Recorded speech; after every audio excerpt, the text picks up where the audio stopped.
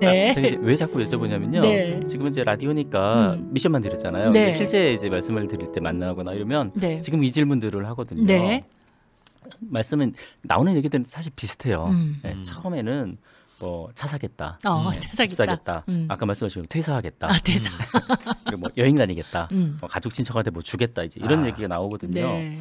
근데 이제 제가 그러면 그런 얘기들에 이런 얘기를 해요. 차가 그럼 10대다. 뭐 365대 하루에 한 대씩 1년 동안 돌려 쓸 수 있다. 깔별로. 뭐 돈 많으니까. 네. 예. 뭐 집 뭐 20채 가지고 있다. 뭐 여행 뭐 세계 다 다녔다. 그다음 뭐 원래 이제 그러니까. 이런 질문들을 계속 좀 하거든요. 예. 그러면 이제 좀 깊어집니다. 예. 그래서 뭐 세계 정복하겠다? 네. 네. 그럼 제가 또 물어보죠. 세계 정복은 왜 하려고 하느냐?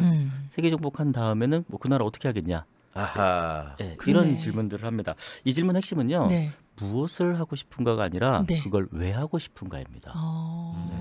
그치. 그래서 그 질문을 하면 이제 봉사활동하겠다. 뭐 지금 같은 시기에 코로나 해결할 과학자. 지금 이정도 목사님께서도 불치병 네. 해결하겠다. 이제 이런 말씀하셨거든요.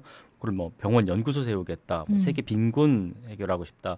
또 아까 제3국의 학교 세우고 싶다. 네, 네. 이제 이런 분들 나오십니다. 아까 말씀하셨던 특별히 마음이 가는 거 이렇게 네. 말씀하셨는데 이제 그런 것들이 여기서 나오기 시작을 합니다. 그 메슬로우라는 심리학자가 있는데요. 네. 이 사람은 이제 욕구의 위계가 있다고 얘기를 했어요. 네. 가장 기본적으로는 이제 생리적인 욕구가 예. 있어서 당장 먹고 자고 화장실 가고 물 마시고 이런 생물학적인 필요에 반응하는 욕구가 첫 번째다. 네. 근데 그게 채워지면 이제 안전의 욕구가 나온다는 겁니다. 최근에 외국에서는 막 화장지나 라면 사재기 한다고 그러죠. 아, 다 그렇죠. 이제 안전의 그렇죠. 욕구 예. 때문이고 우리가 활동 줄이고 사회적 거리두기 하는 거 이것도 다 안전의 욕구 때문이죠. 예. 뭐 전쟁, 기아 이런 문제 있으면 안전하기를 더 바라게 되죠. 이게 좀 해결돼서 안전한 상태가 되면요. 그 다음에는 소속의 욕구가 나옵니다. 소속. 네, 사람들하고 공동체, 예. 관계를 원하는 거죠. 음. 그래서 외로움이 해결되고 어딘가 소속돼서 교류를 주고받기 원하는 음. 이런 단계가 되고요. 네. 그것도 충족되면 이제 존중의 욕구가 아, 나온다고 합니다. 사람들 사실 인정받고 존중받고 괜찮은 사람이란 얘기. 듣고 싶죠. 맞아요. 네. 근데 이제 이것도 채워지면 마지막으로 나오는 게 이제 자아 실현의 욕구. 자아 실현. 네. 내가 정말 하고 싶은 게 뭔지 의미를 찾아서 그거를 이루어가는 걸 원한다는 거죠. 근데 이 5가지 욕구는 들어보신 분들이 참 많아요. 네. 예. 거기에 조금 더 하나 더 설명을 드리면 이 4번째 욕구인 존중의 욕구까지 하고 네. 5번째인 그 자아 자아 실현의 욕구 네. 사이에는 큰 간격이 하나 있어요. 어. 4번째까지는 결핍의 욕구입니다. 그리고 5번째는 성장의 욕구. 뭐가 없어서 그걸 채우고 싶은 욕구라는 거죠. 그렇죠. 네. 네. 어허. 그래서 제가 이 질문을 드리면 대부분 한풀이성 멘트가 먼저 나와요. 네. 아하. 결핍된 얘기들을 그렇죠. 먼저 채우고 싶은 거죠. 네. 그래서 이 질문은 음. 이 결핍을 다 채웠을 때, 결핍을 다 채웠을 때 무엇을 그다음에 하고 뭘 싶으냐? 싶으냐. 결국은 자아 실현의 욕구가 네네. 무엇이냐를 묻는 방법인 거죠. 그렇구나. 아. 네. 네. 그래서 그 내가 그 일을 왜 하고 싶다라는 이유를 물어보면 거기서 이제 꿈이 나오기 시작을 합니다. 네. 아까 소개드린 뭐 코로나를 해결하겠다, 인류가 고통에서 벗어나기를 바라는 건강이라는 가치가 거기서 네. 나오고요. 뭐 빈곤을 해결하기 쉽다 이런 분들은 모두가 기본적인 행복을 누릴 수 있는 어떤 다수의 행복이라는 가치. 학교를 세우고 싶다는 사람들은 모든 사람들이 가지고 있는 잠재력, 달란트를 실현하는 세상이 되었으면 좋겠다. 네. 뭐 이런 이제 말씀이 나오는 거죠. 그래서 아까 소개해 주신 분 중에서도 하나님을 깊이 알아가는 학교를 예. 만들고 싶다 하시는 네, 분 계시죠. 이분은 모두가 하나님을 아는 세상을 꿈꾸는 거죠. 네. 그게 하나님을 아는 세상이 만들어지는 것이 이분의 꿈이라고 저는 생각을 합니다. 그리고 주류회사, 담배회사 다 사서 없애겠다 생각. 술, 담배가 미치는 폐해가 얼마나 큰지. 그렇죠. 아시는 네. 거죠. 네, 그리고 네. 그게 없는 건강한 세상을 만드는 거. 이게 이분의 이제 꿈이신 거죠. 네. 그러니까 지금 우리 청취자분들께서 우리는 오히려 너무 이렇게 건강한 답변들이 나와서 우리 교수님께서 풀어가실 때 어렵겠다. 근데 교수님 원하셨던 답이 이런 거네요, 사실은. 사실은 질문을 여러 번 해야 나오는 답인데 바로 한 번에. 한 방에 바로 역시 나왔습니다. 역시 우리 바로 교화가족들. 5단계로 네. 넘어왔어요. 네, 역시 이분들은 자녀들이나 우리가- 청소년한테도 이런 질문들을 좀 하거든요. 얘들 굉장히 고민하고 솔직합니다. 네. 네, 그런데 이 여러 번의 단계를 통해서 그 다음에 무엇, 그것을 왜? 라는 질문을 하게 되면 이 아이들도 가만히 생각을 해보게 돼요. 네. 그래서 내가 꿈이 뭔지 모르겠어야 될 아이들이 그런 것들을 통해서 좀 생각을 해보게 되고 발견을 하게 되는 경우들도 많이 있습니다. 네.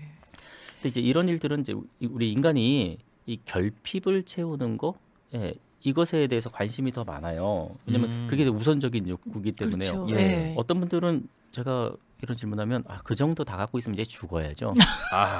이런 꿈이 없는 거예요, 그분은. 네, 그럼 진짜 굉장히 안타까운 마음이 자존심. 드는데, 네. 네, 결핍 채우는 거 이외에 다른 상상이 안 되는 거죠. 네.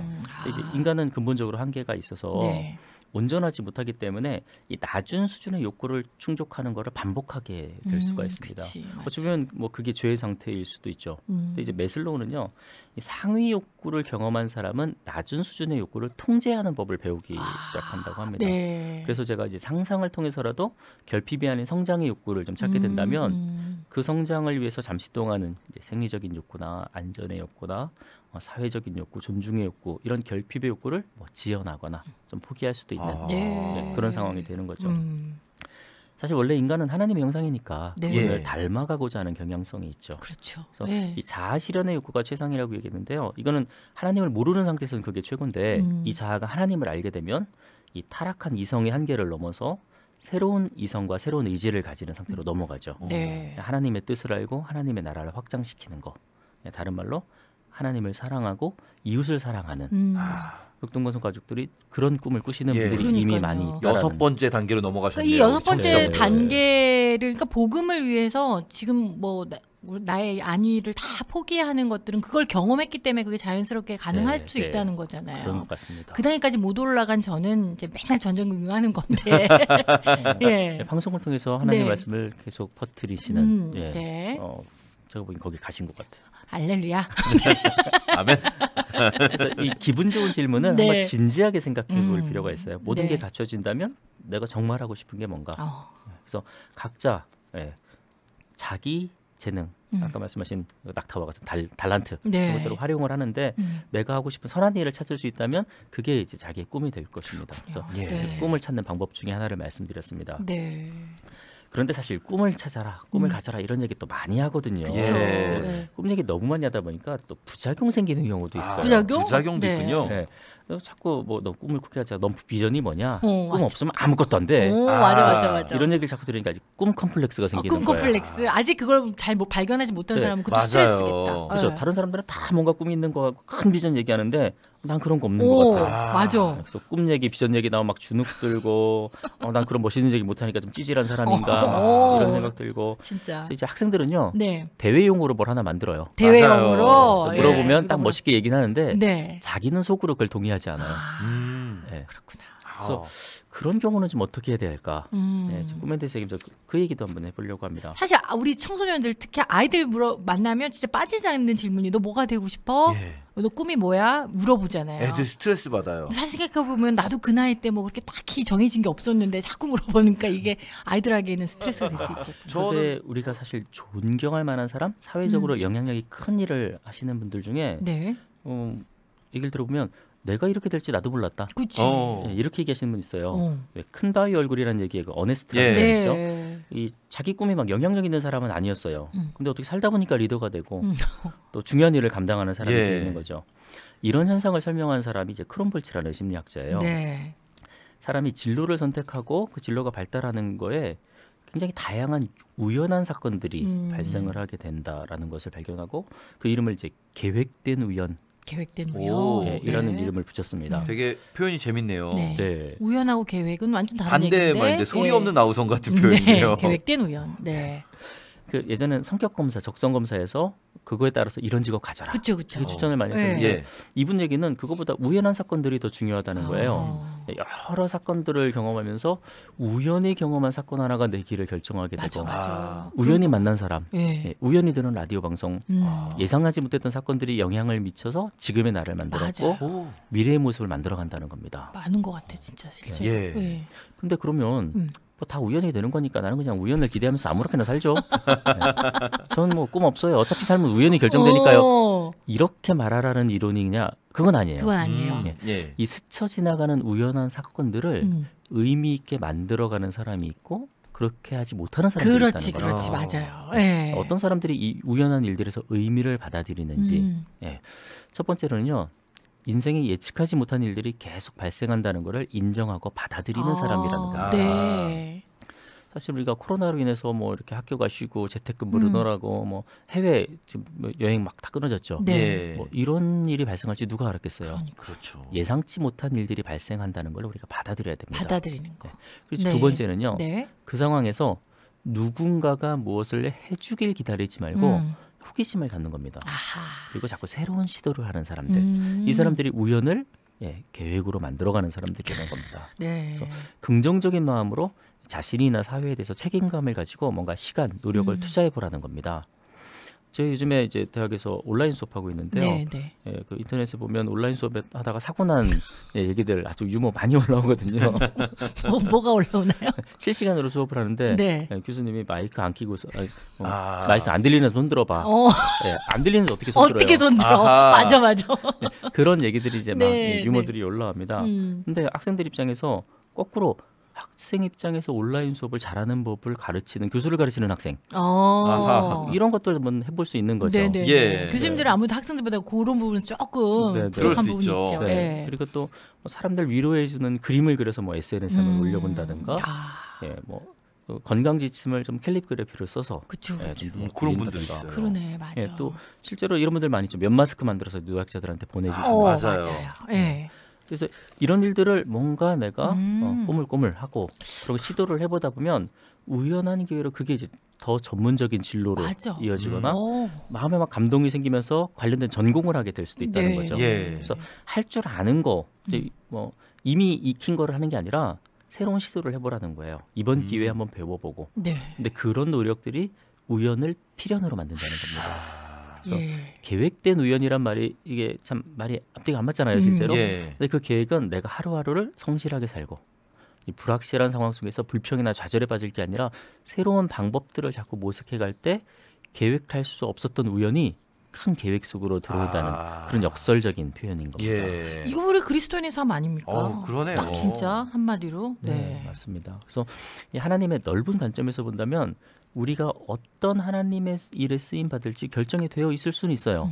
어떤 사람은 그걸 일찍 알고 목표를 세워서 하는 사람도 있죠. 예. 하지만 어떤 사람들은 그런 확신이 뚜렷하지 않아요. 아. 왜 이런 일이 생기는지 몰라요. 하지만 하루하루를 성실하게 새롭게 만들어 가려고 노력을 하는 거죠. 그 꿈꾸는 자라고 네. 불렸던 요셉 있죠. 예상치 않게 이집트 팔려가고 예상치 않게 감옥 가고 맞아요. 우연히 술 맡은 관원장 만나고 우연히 바로 꿈을 해석하게 되고 근데 이 요셉이 미래를 모르는 상황이었지만 보디발의 집에서 감옥에서 총리에서 하루하루를 굉장히 성실하게 살았죠. 네. 그래서 하나님의 빅픽처 예. 어떻게 펼쳐질지 맞아요. 모릅니다. 네. 하지만 내가 무한한 능력이 있다면 무엇을 할까 하는 상상으로 비전을 꿈꿔보기도 하고 또 동시에 불확실한 하루하루를 믿음을 가지고 성실하게 살아가는 것도 중요하다는 것이 이 심리학에서도 네. 말씀과 동일하게 얘기하는 하나님의 인도하심이 아닌가 생각을 해봅니다. 정말. 근데 실제로 명확한 꿈을 가지고 달려가는 사람은 사실 소수인 것 같아요. 예. 대부분은 우리가 사실 뭘 해야 될지 잘 모르겠고 특히 요즘 청소년들이 더 심하다고 그러잖아요. 옛날보다 더. 그렇죠. 근데 이럴 때 뭐야 꿈이 막 이렇게 강조하는 게 그렇게 강요하는 게 아니라 이렇게 말씀하셨던 계획된 우연을 만들어가는 사람으로 하루하루를 성실하게 살아가는 거 그게 사실 진짜 10년 뒤 20년 뒤에 나를 어떻게 바꿀지 모른다는 거. 네. 맞습니다.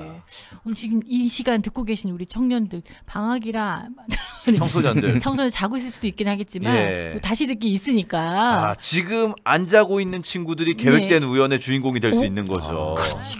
근데 살짝 오늘 꿈 자꾸 물어보셔가지고 살짝 두려웠는데 오늘 훈훈하게 끝난 것 같아요. 네. 자, 송 교수님은 다음 주 저희가 또 만나 뵙도록 하고요. 여기서 인사드릴게요. 고맙습니다. 감사합니다. 감사합니다.